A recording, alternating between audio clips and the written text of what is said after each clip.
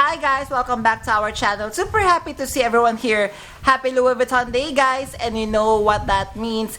For today's episode, I'm going to share to you up and coming Louis Vuitton bags.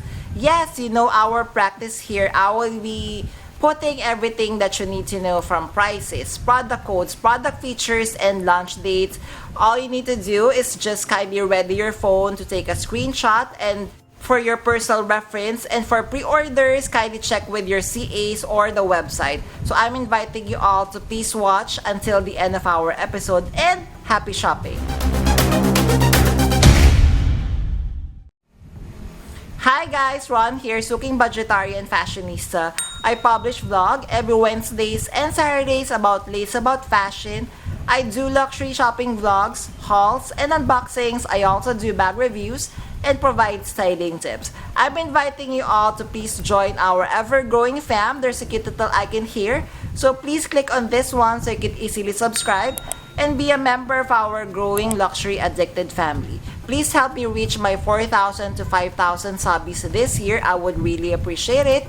And kindly like and share this video and follow me on my new Instagram account. That's at Ramiro52 for daily updates and styling tips coming from me. Alright guys, I'm excited to share the Christmas Animation 2025. So first we have the zippy wallet. So we have the SKU here. The main material of the zippy wallet is monogram canvas with cowhide leather interior, as we can see here. And it features the new holiday 2025 design of Vivian on the plate, Vivian with the balloon, and many more. So what do you think of the long zippy wallet, guys? Next on the collection, we have the classic simple card holder. We have SKU here, kindly take note. But for the prices, guys, since these are just first preview, kindly do stand by. But once I have more info, definitely I would be creating a separate vlog, so please stay tuned for that one. So the material of this one is classic monogram canvas with cowhide leather trims. Next on the holiday 2025 collection, so this is everyone's favorite. So we have the key pouch or the key clay. SKU is provided, same material, so as you're going to see, the interior is like a lavender colorway, which would also have the gold Vivian heat stamp in the interior. So we have the Vivian design in front, and this is the back. It's like squirrels playing. And then of course, next on the holiday collection, we have a passport card holder. So we have SKU here. So the designs are, so we have the Vivian sleeping. So here is the interior made of all leather. Then of course, here is the back side. So we have Gaston. We have like a house, gingerbread house, I'm not really sure. Then of course we have more Christmas decor. Hi guys, thank you for watching today's episode. Just a quick shout out for today's sponsors. Guys, you can now custom order your Zumoni bag organizers, bag accessories such as pouches, dust bags, and many more. And best part is you can now get 20% discount using my discount or coupon code Ramiro5. What I love having a Zumoni bag organizer is I customize to the way I like it. I chose a base material, color, I added interior pocket, zipper, D-ring, and I added a base shaper to keep the structure of my luxury bags. Head on over now guys to Zumoni.com and order and customize your very own bag accessories. Thank you to Zumoni.com for sponsoring this part of this video, and now back to our vlog. Thank you guys! Alright, so next on the holiday 2025 collection, we have the Romy card holder. We have SKU here, kindly take a screenshot. So what I'm loving about this one, you're going to see the zipper pull tab is the head of Vivian in gold hardware, also the animation. So this is one of the animation. So Vivian have snow on her head. Then of course we have Gaston over here with Christmas tree on a sled.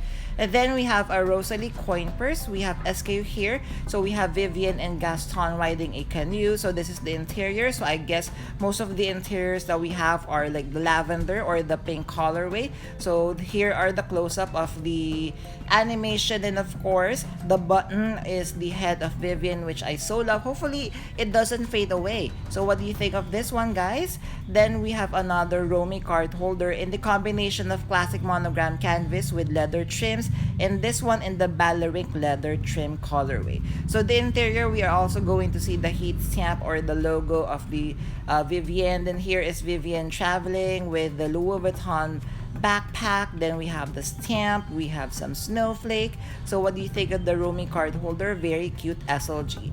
And then this one would be very hot. So we have the Louis Vuitton Charms card holder. So why charms? As we are going to see, it has the Louis Vuitton flower charms. And then I believe since it has a D-ring, you could attach this to any hook.